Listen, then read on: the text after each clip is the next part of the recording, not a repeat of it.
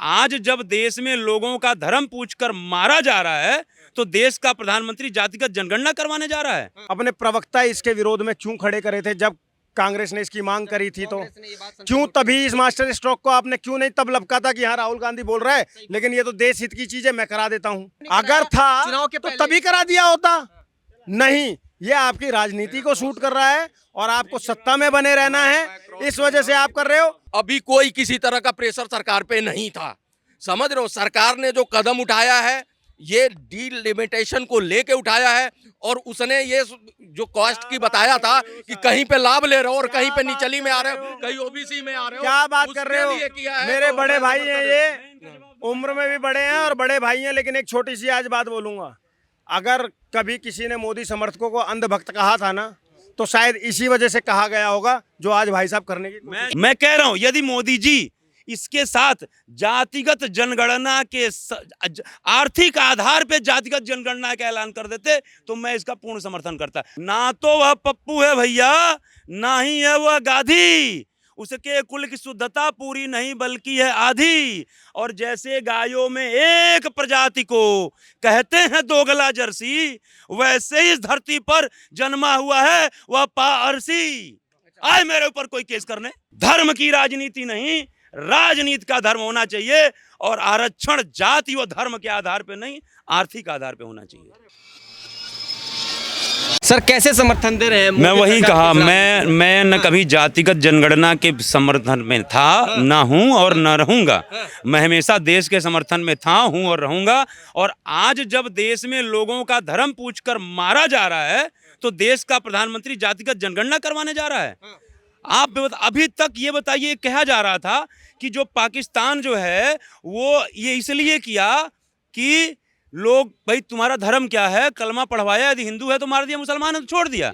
तो ये दिखा करके कि तुम हिंदुओं को हम जो है क्या कहते हैं बांट करके, मतलब कहने का मतलब हिंदू मुसलमान को बांट करके और हिंदू को मारेंगे, एक टारगेट है। तो आज ये बताइए कि तब इसके पहले यही चर्चा हो रही थी कि धर्म पूछ करके मारा गया, जात पूछ करके नहीं, धर्म पूछ करके मारा गया। और आज जो है कहने का मतलब इसमें दोनों की बात कर रहा हूं, मतलब जो पाकिस्तान का टारगेट था कि इन लोगों को बांटो, धर्म पूछ करके मारा जा रहा है। और आज आप जो है वो धर्म तो छोड़िए कि मजहब हिंदू मुसलमान तो छोड़िए, आप हिंदू को ही आपस में मार रहे हो। वाले मामले पे आप लोग लीपापोती मत करा करो। वो हिंदुस्तान का मुसलमान भी चाहता है बटा हुआ रहे। क्या बातें कर रहे हो आप? कश्मीर के अंदर में इतने आतंकवादी हरामजादे ऐसे ही आगे बिना स्लीपर सेल्स के, बिना लोकल्स की मदद के। कैसी बातें कर रहे हो आप? शुभम द्विवेदी की पत्नी को सुनो ना, आज सुबह न्यूज में बोल रही थी वो बेचारी, कोई लोकल वो नहीं था। ये झूठा भाईचारे का नैरेटिव देना बंद करो, झूठे भाईचारे का नैरेटिव देना बंद करो। भारत के अंदर में कितने % मुसलमान ऐसे हैं जो आतंकवादियों के खिलाफ खड़े होते हैं, लेकिन मैं आपको दिखा सकता हूं 4-4 लाख, 5-5 लाख, 10-10 लाख की जनसंख्या में मैयतों में जाने वाले, उनकी मैयतों में घूमने वाले और सजदे के नाम पर ऐसे दोगलों से भाईचारा मुझे नहीं चाहिए। वही तो सवाल है ना सर। जब एक मिनट मैं बोल रहा हूँ, जब पूरा देश इंतजार कर रहा है आतंकी हमलों, मुझे एक मिनट सुन लीजिए। भाई साहब ने कहा मैं इनकी बात का समर्थन करता हूं, लेकिन मैंने ये कहा, मैं कह रहा हूं कि हिंदू मुसलमान को तो बांट ही रहे हैं, लेकिन वो तो बांट ही रहे हैं, लेकिन आप तो हिंदुओं को जातियों में बांटने की पैरवी कर दिए। इससे निम्न बात और क्या है? अरे यदि आपको जनगणना करवाना ही है तो आर्थिक आधार पर जनगणना करवाइए, और जो वास्तव में आर्थिक आधार पे गरीब है उनको आरक्षण देने का काम किए। मैं तो शुरू से ही जातिगत आरक्षण के विरोध में था। मेरी सुन लो, ऐसा है बहुत सी जातियां हैं जो बिहार में निचले में आती हैं और अपर कास्ट में यूपी में आ जाती हैं, और जो लाभ वहां पे उठा रही हैं और यहाँ पे वो वंचित हैं। तो सरकार को उस तरह की जनगणना देखो होती रही है, 2011 में हुई, 10 साल बाद होती है, लेट है, 2025 में हो रही है।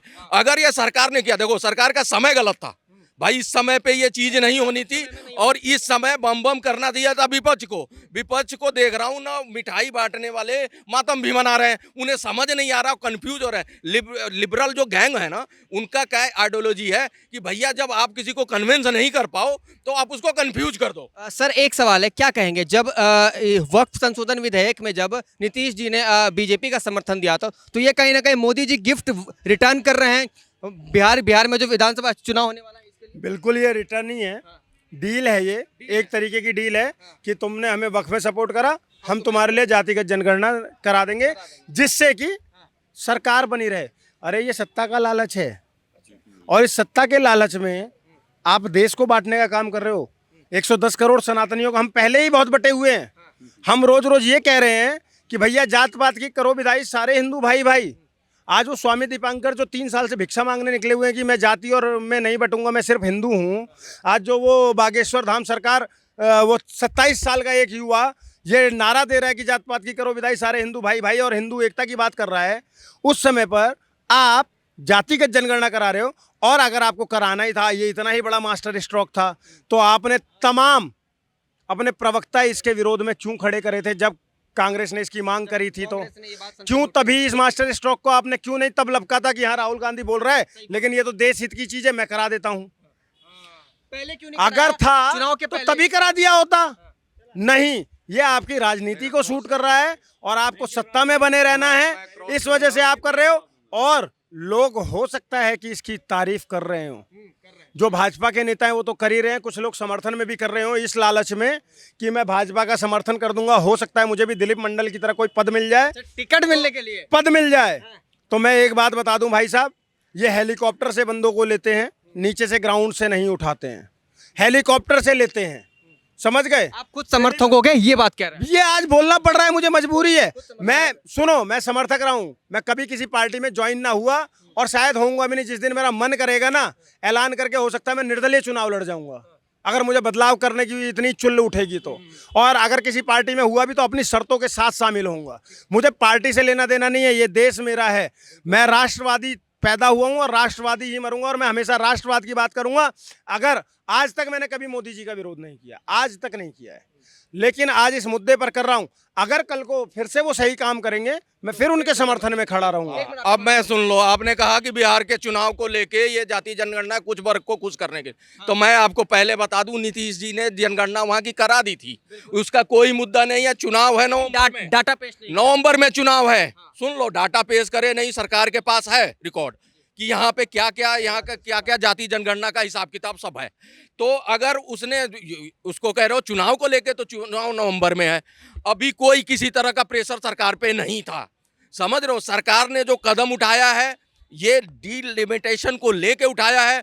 और उसने ये जो कॉस्ट की बताया था कि कहीं पे लाभ ले रहे हो और कहीं पे निचली में आ रहे हो, कहीं ओबीसी में आ रहे हो, क्या बात कर रहे हो? उसके लिए किया है। मेरे तो बड़े मैं भाई आपको हैं, ये उम्र में भी बड़े हैं और बड़े भाई हैं। लेकिन एक छोटी सी आज बात बोलूंगा, अगर कभी किसी ने मोदी समर्थकों को अंधभक्त कहा था ना, तो शायद इसी वजह से कहा गया होगा जो आज भाई साहब करने की कोशिश। एक मिनट आपके पास वापस आ रहा हूं। आप बड़ी देर से शांत खड़े हैं, आप क्या कुछ कहना चाहते हैं? सबसे पहले तो हमें दुश्मन देश से निपटने की जरूरत है। वाह चाचा, क्या बात। ठीक है, सबसे पहले हमें दुश्मन देश से निपटने की जरूरत है। उन्हें सबसे पहले मिट्टी मिलाने का काम करेंगे, क्योंकि हमारे देश के 28 जेंट्स हमारे धर्म देख देख के, सिर्फ एक था मुसलमान, वो भी टूरिस्ट बचाने के चक्कर में मरा। 27 मरे धर्म देख देख के मारे। सबसे पहले हमें काम वो है। जी हाँ, मेरे देशवासी मरे। ठीक है, जनगणना का भी सवाल आया। ठीक है, प्रधानमंत्री काम करेंगे, करते रहे, इसीलिए हमने बिठाया मजबूत काम करने के लिए। जो उनके मन में आएगा करेंगे। सवाल है भाई, तुम अपने घर का मेरा सवाल ये बता दो, क्या पैमाना है जो जातियां आरक्षण के तहत आती हैं, कैसे पता लगेगा कि भैया वो जातियां उस लायक थी कि नहीं थी, जो थी वो कहाँ हैं? एक सवाल है। देखिए, मैं वही कह रहा हूं कि जातियों के आधार पर आरक्षण का लाभ क्यों? भाई, ये आरक्षण किस लिए दिया गया? कि जो शोषित हैं, वंचित हैं, जो आर्थिक स्तर पे कमजोर हैं, उनको आरक्षण का लाभ देकर के उनके आर्थिक स्थिति को सुधारने का काम किया जाए। तो ये बताइए, आज खाली जो है SC ST वाले या OBC वाले या यही सिर्फ आर्थिक स्तर पे कमजोर हैं, यही क्या शोषित और वंचित हैं? आज ब्राह्मणों में लोग शोषित वंचित नहीं हैं, आज ब्राह्मणों में लोग आर्थिक स्तर पे कमजोर नहीं हैं, तमाम ठाकुरों में लोग कमजोर हैं। तो मेरा यही कहना है, जातियों के आधार पे आरक्षण का लाभ क्यों? भाई, आर्थिक आधार पे लीजिए, चाहे वो ब्राह्मण हो, चाहे ठाकुर हो, चाहे क्षत्रिय हो, चाहे SC हो, चाहे ST हो, चाहे OBC हो। और मैं तो कह रहा हूं, देखिए, मैं कह रहा हूं, यदि मोदी जी इसके साथ जातिगत जनगणना के आर्थिक आधार पे जातिगत जनगणना का ऐलान कर देते तो मैं इसका पूर्ण समर्थन करता। क्योंकि देखिए, एक मिनट खत्म कर रहा हूं। जाति के आधार पर क्या तो आप समर्थन? पहले मेरी बात, अरे भाई मेरी बात, अरे मेरी बात तो सुन लीजिए। अरे नहीं, पहले सुनो, आप ये कह रहे हैं ना, सुन लो, पिछड़ा कर रहे हैं, पिछड़ा यूपी में है, लेकिन बिहार के राजनेताओं ने अति पिछड़ा एक और निकाला, जो वहां अति पिछड़ा है, लेकिन यूपी में अति पिछड़ा नहीं है, सिर्फ पिछड़ा है। अब बोलो आप। मैं वही कह रहा था जैसे मैं प्रेमनाथ द्विवेदी हूँ, तो जब मेरी जनगणना होगी मुझे पूछा जाएगा भाई आपका नाम क्या है, प्रेमनाथ द्विवेदी सन ऑफ राजेंद्र प्रसाद द्विवेदी, उसके बाद जो भी गोत्र सत्र जो भी भाई कुछ तो क्राइटेरिया होगी। अब मैं यदि कह रहा हूँ मैं प्रेमनाथ द्विवेदी हूँ, इट इंडिकेट्स मैं ब्राह्मण हूँ। कोई जो है क्या कहते हैं कि प्रेमनाथ सिंह है, वो तो इंडिकेट कि भाई वो सैथवार या ठाकुर है। तो एक मिनट जहाँ साहब है, पहले थोड़ा शांत रहिए। मैं वही कह रहा हूँ कि यदि आर्थिक आधार पे भी जनगणना होती है इस देश, एक मिनट, इस देश पे कौन मतलब कितने लोग इस आर्थिक मतलब जो इससे नीचे हैं, मतलब जो एक उनकी एक लोवेस्ट तय कर दिया जाए, तो कहीं ना कहीं उसमें भी ये पता तो चल जाएगा ना कि कितने ब्राह्मण हैं कितने ठाकुर हैं। तो देखिए आइडेंटिटी तो बतानी पड़ेगी, मैं खाली प्रेमनाथ नहीं बोल सकता हूँ। यदि मेरी आर्थिक स्थिति भी पता ही जा रही है तो प्रेमनाथ द्विवेदी बोलना पड़ेगा। तो जातियां तो तब भी पूछी जाएंगी, लेकिन भाई बिना आइडेंटिटी भाई जातियां तो पता ही चल जाएंगी कि कितने सैथवार हैं, कितने जो है वो ठाकुर हैं, कितने या मान लीजिए भुइयार लिखा है, जो भी टाइटल है, टाइटल से पता चल जाएगा। और जनरली बहुत कम ऐसी रेयरली होती है, अदरवाइज टाइटल से ही लोगों का आकलन हो जाता है कि कौन ब्राह्मण है, कौन ठाकुर है, कौन कोई भी। तो मेरा यही कहना है, बस 10 सेकेंड, मेरा यही कहना है कि मोदी जी यदि ये कह देते आर्थिक आधार पे जातियों की जनगणना या जातिगत जनगणना के आधार पे आर्थिक सर्वेक्षण, मतलब कहीं ना कहीं जातियों के साथ साथ उसकी उस जो भी अपनी जनगणना में नाम दर्ज करा रहा है उसकी आर्थिक स्थिति क्या है पूरे देश की, तो कम से कम उसके बाद उस आर्थिक स्थिति पे आप जातियों के आधार पे छोड़ करके आप जो भी चाहे ब्राह्मण ठाकुर क्षत्रिय जो आर्थिक स्थिति पे कमजोर है उसका एक रेशियो बना के इतने % लोग हैं या आर्थिक स्थिति पे हैं उनका आरक्षण लिस्ट में नाम डाल दिया जाए। एक मिनट प्रेम जी, हाँ जी आप क्या कहना चाहते हैं? मैं खुद दलित समाज से हूँ, ठीक है, लेकिन मैं जो जाति के आधार पर आरक्षण, मेरे हिसाब से ये चीज़ सही नहीं है। सही नहीं है। नहीं, अगर आरक्षण होना चाहिए, बताऊँ किस चीज़ पे? आर्थिक आधार पर होना चाहिए।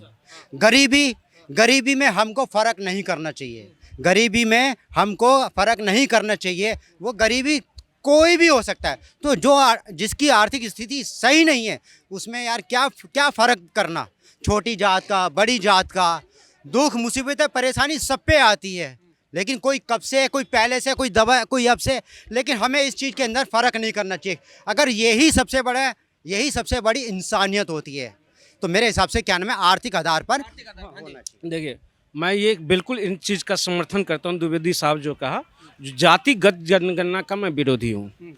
आर्थिक जनगणना होना चाहिए, आर्थिक आधार पे जो कमजोर वर्ग है हर जाति में है। आप देख लीजिए आज सबसे ज़्यादा बुरी स्थिति ब्राह्मणों का है, और हमें जो पढ़ाया गया, आप देखिए, आप भी पढ़े होंगे, हमेशा कहानी में यही लिखा जाता था एक गांव में एक गरीब ब्राह्मण रहता है, और ना भिक्षा मांग, गरीब ब्राह्मण, हाँ सेंटेंस ही, गरीब ब्राह्मण और आर्थिक और क्या कहते हैं, और आरक्षण मिल रहा है किसको।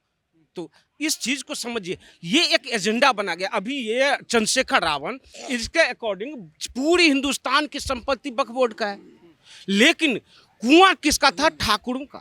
कुआं ठाकुरों का, जिसमें दलित को पानी नहीं पीने दिया, और पूरी जमीन है, पूरी हिंदुस्तान की जमीन वक्फ बोर्ड का है। ये सेकुलर चश्मा इस देश में पढ़ाया गया और चश्मा पहनाया गया और बांटने की राजनीति किया गया, और वही बांटने की, और उसी में कहीं ना कहीं मैं इसका विरोध कर रहा हूँ। जो नरेंद्र मोदी भी इसी में अभी जाति पूछकर वहाँ पे धर्म पूछ के मारा गया, और यहाँ पे जो है उसका उपाय करना चाहिए, पाकिस्तान पे हमला करना चाहिए, और यहाँ पे नरेंद्र मोदी अभी नया एजेंडा लेकर आ गए जो जातिगत जनगणना करवाने। वहाँ धर्म पूछ रहे हैं, यहाँ आप जाति पूछ रहे हो। दूसरी बात, जो सेकुलर क्या रह गया फिर उन लोगों के लिए क्या कहना चाहेंगे जो आंख बंद कर मोदी सरकार पर भरोसा करते थे? ये बात सच है, कुछ लोग आंख बंद कर मोदी सरकार पर भरोसा करते थे, उनकी हर एक राजनीति को, हर एक स्ट्रैटेजी को सपोर्ट करते थे। जो देखिए, चाहे सरकार कोई भी हो, अगर आप देश की हित में काम ना करे तो प्रश्न पूछना आपका अधिकार है, और ये जन्मत अधिकार है, और वो प्रश्न पूछना चाहिए, उस पर आवाज उठाना चाहिए। लेकिन एक और बात, मोदी सरकार के ऊपर अगर आप प्रश्न उठा रहे हैं तो आपके खिलाफ FIR भी हो सकता है।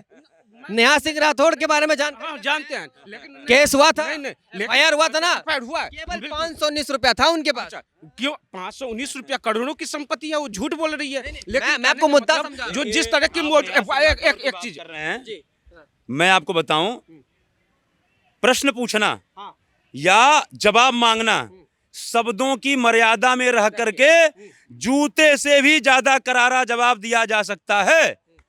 नेहा सिंह राठौर को कुछ लोगों ने एक उनको एक मतलब बना दिया टीआरपी, और अपने हम में आकर के, मैं कहता हूं आप कवित्री हैं लेकिन शब्दों की मर्यादा में रह करके सवाल पूछेंगे, तो किसी की हिमाकत नहीं है कि वो जो है आप पे आरोप लगा दे। अब एक बात कह रहा हूं, ना तो वह पप्पू है भैया, ना तो वह पप्पू है भैया, ना ही है वह गाधी, उसके कुल की शुद्धता पूरी नहीं बल्कि है आधी।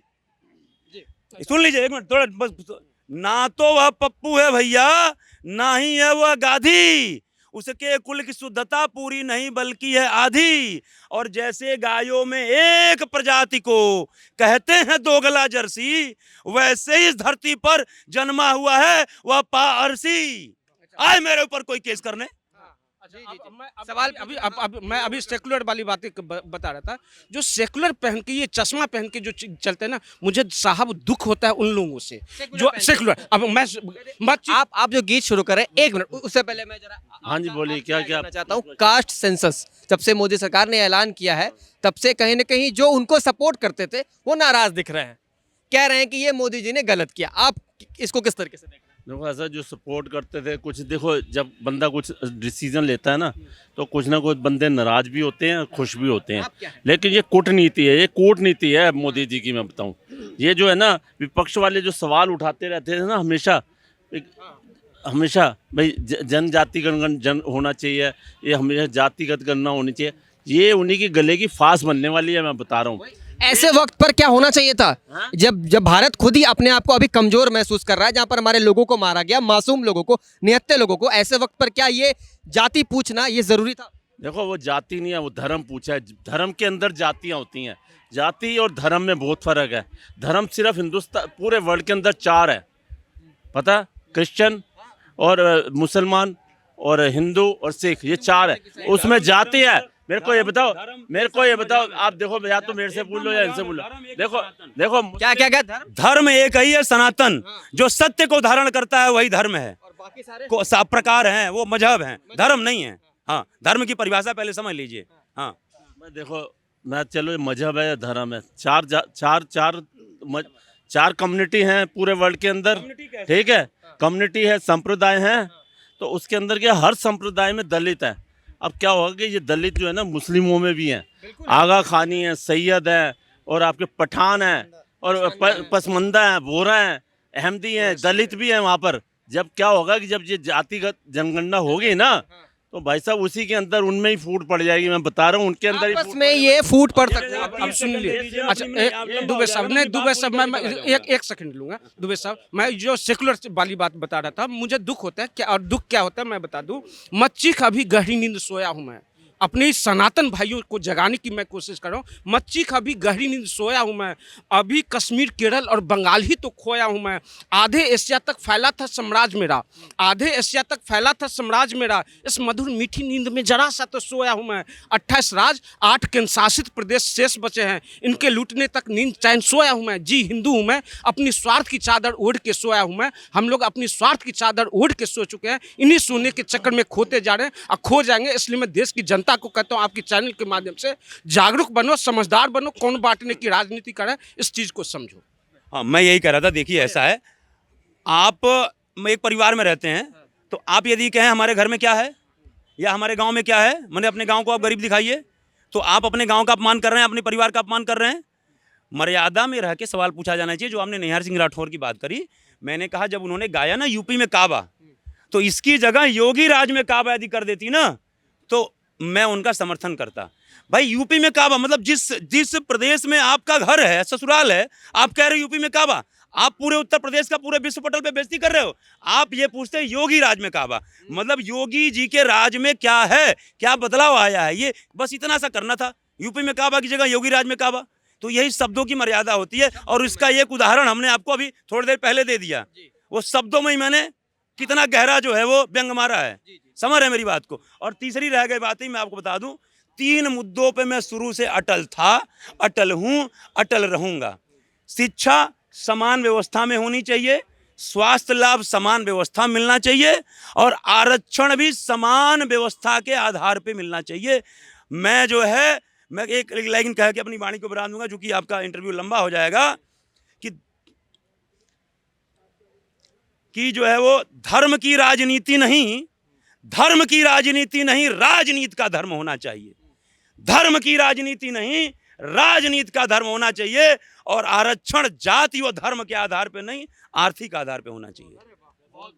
बहुत बढ़िया। तो दोस्तों, आपकी क्या प्रक्रिया है? आप क्या कुछ सोचते हैं? इस बार जो मोदी सरकार ने ऐलान किया है कि जाति के आधार पर जनगणना होगी, ये मालूम किया जाएगा कि कितने जाति के लोग, कौन सी जाति के लोग कहाँ रह रहे हैं, कितनी आय है उनकी, ये तमाम चीज़ें। इस पर आप क्या सोच रखते हैं, क्या विचार रखते हैं? जो भी टिप्पणियाँ देना चाहते हैं, जो भी सवाल पूछना चाहते हैं, नीचे कमेंट बॉक्स में ज़रूर दे सकते हैं। फिलहाल के लिए वक्त हो चला वीडियो में अलविदा लेने का। कैमरा पर्सन धीरज के साथ मैं शमीर जन। देखते रहिए खबरें भारत। जय हिंद, जय भारत।